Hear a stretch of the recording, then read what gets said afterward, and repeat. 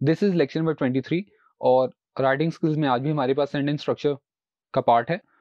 और previous lecture में हमने टाइप्स ऑफ ऑब्जेक्ट पढ़ी जो कि दो होती हैं, डायरेक्ट ऑब्जेक्ट और इनडायरेक्ट ऑब्जेक्ट। डायरेक्ट ऑब्जेक्ट वो होता है जो कि एक्शन को रिसीव करता है और ये नॉर्मली कोई थिंग या प्लेस होती है, और इनडायरेक्ट ऑब्जेक्ट वो होता है जो कि डायरेक्ट ऑब्जेक्ट को रिसीव करता है और ये नॉर्मली कोई पर्सन होता है। और उसके बाद हमने स्ट्रक्चर्स देखे।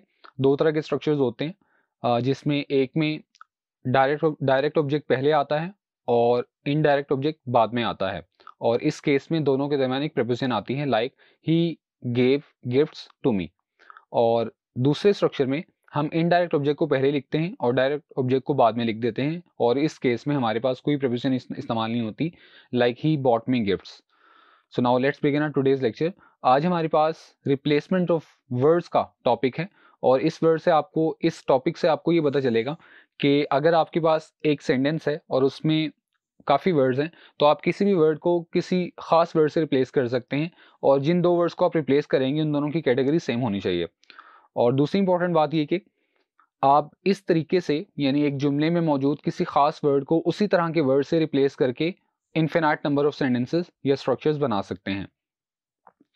हमारे पास सबसे पहला केस है, अगर आपके पास जुमले में कोई नाउन हो तो आप उस वर्ड को, यानी उस नाउन को किसी ऐसे वर्ड से रिप्लेस कर सकते हैं जो कि नाउन होगा। और नाउन्स हमारे पास बहुत सारे होते हैं, और नाउन और प्रोनाउन ये दोनों एक ही कैटेगरी के वर्ड्स हैं, और क्योंकि ये दोनों जो वर्ड्स हैं ये सब्जेक्ट की जगह पर इस्तेमाल हो सकते हैं और ऑब्जेक्ट की जगह पर इस्तेमाल हो सकते हैं। नाउन प्रोनाउन की जगह आ सकता है, प्रोनाउन की जगह आप कोई नाउन लिख सकते हैं। तो हमारे पास एग्जांपल है, Ali bought a small car yesterday. Ali bought a small car yesterday. तो यहाँ पर अली जो वर्ड है वो सब्जेक्ट भी है और पार्ट ऑफ स्पीच में एक नाउन है। अब दूसरे सेंटेंस में मैं इन वर्ड्स को रिप्लेस करूंगा, लेकिन जिस वर्ड से रिप्लेस करूंगा वो भी कोई नाउन या प्रोनाउन होगा। तो दूसरे सेंटेंस में मैंने अली की जगह असलम पुट कर दिया, Aslam bot a small car yesterday. तीसरे सेंटेंस में मैंने इनकी जगह कोई प्रोनाउन पुट कर दिया, like he bot a small car yesterday. तो जुमले में मौजूद आप नाउन की जगह कोई भी दूसरा नाउन या प्रोनाउन रिप्लेस कर सकते हैं। यहां पर हमारे पास नाउन या प्रोनाउन ऑब्जेक्ट की जगह पर इस्तेमाल होंगे। Ali bought a small car yesterday, तो यहाँ पर जो कार है वो एक ऑब्जेक्ट है, तो मैं इसको किसी भी दूसरे वर्ड से रिप्लेस कर सकता हूँ, लेकिन शर्त यह है कि जिस वर्ड से मैं रिप्लेस करूंगा वो भी कोई नाउन या प्रोनाउन होना चाहिए। और इसी तरह Ali bought a small house yesterday, तो यहाँ पर मैंने कार की जगह हाउस पुट कर दिया, अभी भी जुमले का मीनिंग बिल्कुल ठीक है। और Ali bought a small boat yesterday, तो अब तीसरे जुमले में मैंने हाउस की जगह या कार की जगह मैंने बॉट पुट कर दिया है, और अभी तक जुमले का मीनिंग और स्ट्रक्चर बिल्कुल ठीक है। दूसरा केस हमारे पास ये है कि अगर हमारे पास जुमले में कोई वर्ब हो तो हम ऑब्वियसली उसको भी रिप्लेस कर सकते हैं, लेकिन जिस वर्ड से रिप्लेस करेंगे वो भी वर्ब ही होना चाहिए। मिसाल के तौर पर Ali bought a small car yesterday. अब यहाँ पर बॉट हमारे पास चूंकि वर्ब था तो हम इसको किसी भी दूसरे वर्ब से रिप्लेस कर सकते हैं, Ali sold a small car yesterday. तो बॉट की जगह मैंने एक दूसरा वर्ड पुट किया है, लेकिन ये ध्यान में रखते हुए कि बॉट वर्ब था, तो जिस इसकी जगह जो दूसरा वर्ड आएगा वो भी एक वर्ब ही होगा। तो बॉट भी एक वर्ब है और सोल्ड भी एक वर्ब है। और इसी तरह तीसरी एग्जांपल में अली रिपेयर्ड अ स्मॉल कार येस्टरडे, तो सोल्ड की जगह मैंने रिपेयर्ड पुट कर दिया। तीसरा केस ये है कि अगर हमारे पास कोई एडजेक्टिव हो जुमले में तो उसको भी हम रिप्लेस कर सकते हैं, लेकिन शर्त दोबारा वही है कि उस वर्ड को, यानी उस एडजेक्टिव को जिससे रिप्लेस करेंगे वो भी एक एडजेक्टिव ही होना चाहिए। मिसाल के तौर पर Ali bought a small car yesterday, यहाँ पर स्मॉल एक एडजेक्टिव है। अब इसकी जगह हम कोई और वर्ड भी पुट कर सकते हैं, लेकिन कंडीशन ये है कि वो एडजेक्टिव हो।